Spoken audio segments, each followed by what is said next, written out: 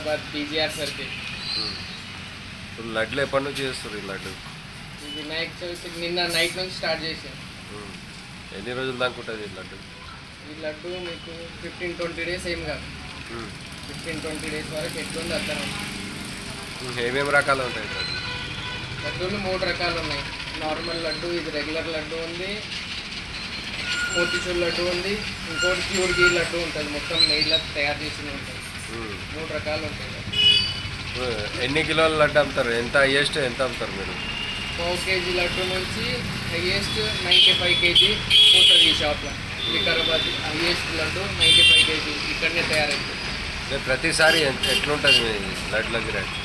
ప్రతిసారి మనదే highest, వికారాబాద్లో top మనదే ఉంటుంది. స్టార్ట్ ఎంతవరకు పోతుంది లడ్డు ఎప్పటికి?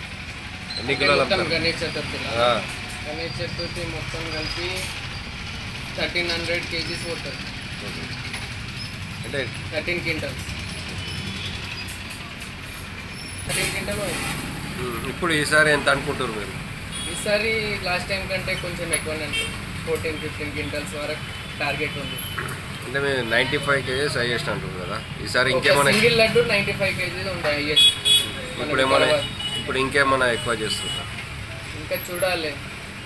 లాస్ట్ టైం ప్యూర్ గీ లడ్డు ఇచ్చిన ఉండే 50 కేజీస్.